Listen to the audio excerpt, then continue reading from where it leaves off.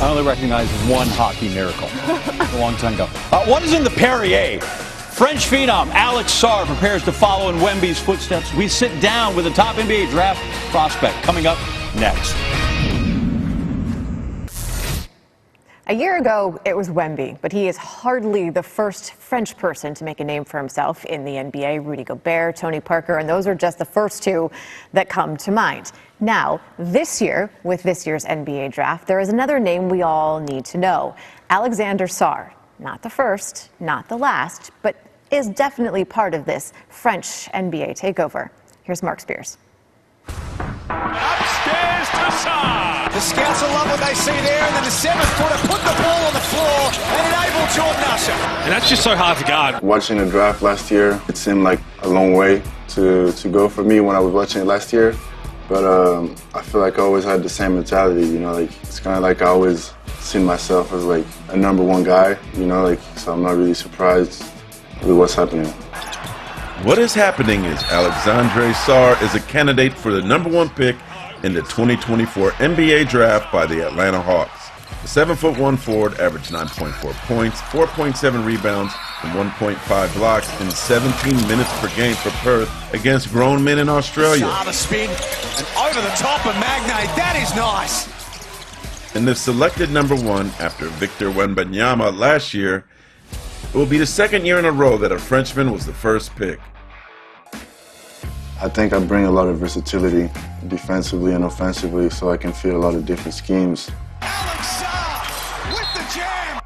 Ex-NBA star Carmelo Anthony is quite familiar with Sarr and believes he will be special in the league.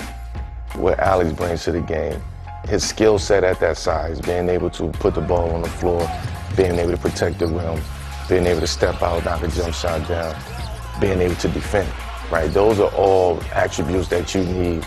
He checked all of those boxes. That potential is sky's the limit for him. After playing for Overtime Elite in Atlanta, Sarr went on to Australia to play in the NBL's Next Star program to prepare for the NBA draft.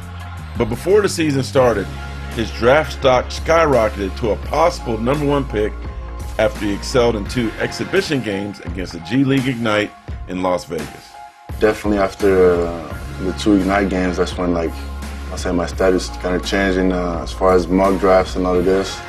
That's when really like people were like, you know, talking more about me being maybe in the conversation for #1 pick, and that's when he carried over the NBL season. I think they probably saw like a lot of versatility. You know, I think I'm playing with a really high motor, like diving on the ball, blocking shots, running the floor hard, just doing all these things. There's a French basketball revolution going on in the NBA that began in 1996 when Tariq Abdul-Wahab became the first Frenchman drafted. Next, Tony Parker won 4 NBA titles with the Spurs and was the Finals MVP. France's Rudy Gobert is a 4-time Defensive Player of the Year. Wembanyama became the first Frenchman to be #1 in the draft a year ago.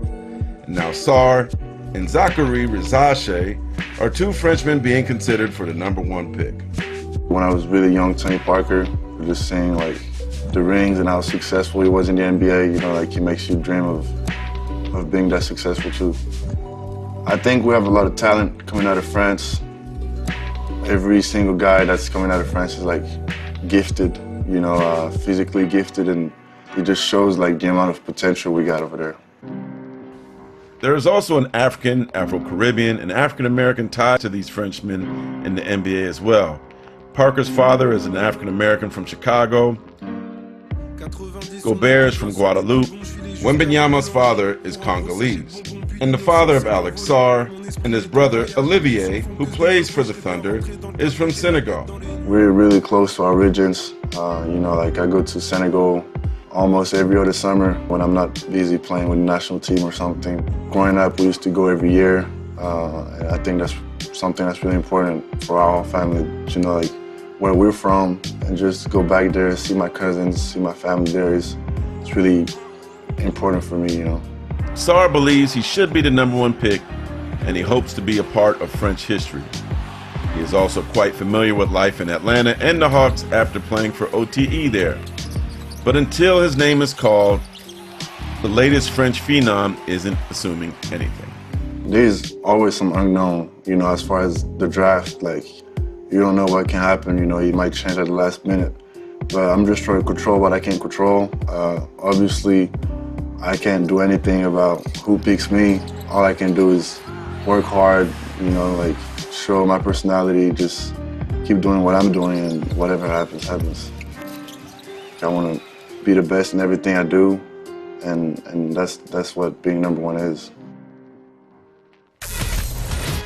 78th annual NBA Draft, now a two-day event. 2 rounds, 2 days. First round Wednesday night, 8 Eastern on ABC, ESPN, Deportes. That's from the Barclays Center in Brooklyn. The second round, Thursday afternoon, 4 Eastern, a little earlier start on ESPN. That's from our Seaport District studios in New York. It's the NBA Draft. It's a job fair for extremely tall people. Tune in.